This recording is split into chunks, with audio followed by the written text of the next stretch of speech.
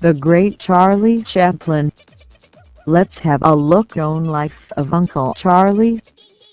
Every few weeks, outside the movie in just about any Yankee city within the late 1910s, stood the life-size cardboard figure of a tinny-low tramp outfitted in tattered, sagging pants, a cutaway coat and vest, impossibly giant, worn-out shoes and a battered chapeau hat bearing the inscription "I'm here nowadays."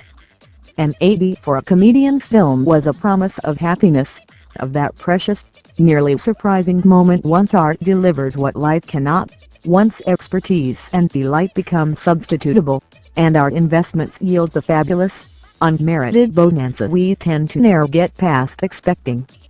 80 years later, filmmaker remains here. In an exceedingly 1995 worldwide survey of film critics, filmmaker was voted the best actor in flick history. He was the primary, and so far the last, person to manage each side of the filmmaking process, funding his own studio, United Artists. Chaplinities, in the course of a flood of filmmaker dances, songs, dolls, comic books and cocktails, was rampant. Producer-filmmaker thought him just the best creative person World Health Organization ever lived. Within the 50s, filmmaker was one among the icons of the youth subculture. Born in London in 1889, filmmaker spent his childhood in shabby stocked with rooms, state poorhouses and an orphanage. He was ne'er certain World Health Organization his real father was.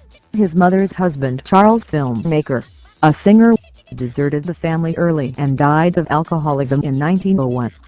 His little fellow was the expression of a wildly sentimental, deeply felt allegiance to rags over material resource by the start of the century's most conspicuous writer state of affairs.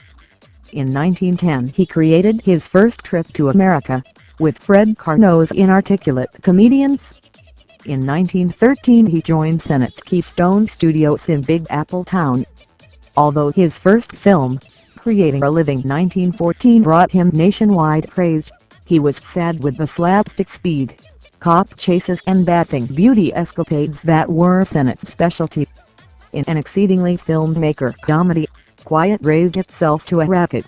However, filmmaker instinctively understood that visibility wants leisure likewise as silence to figure its most intimate magic.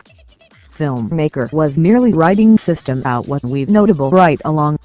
The tramp, it seemed, was mute not by necessity however by alternative.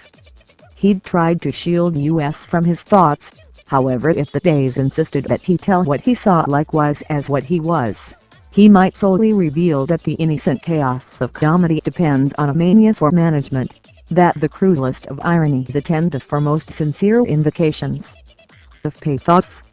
Speech is the language of hate as silence is that of affection. On Chaplin's first night in Big Apple in Gregorian calendar month 1910, he walked round the theater district, dazzled by its lights and movement. "This is it," he told himself. "This is wherever I belong." Yet he ne'er became a U.S. citizen. An internationalist by temperament and fame, he thought of nationalism the greatest mental disease that the globe has ever suffered.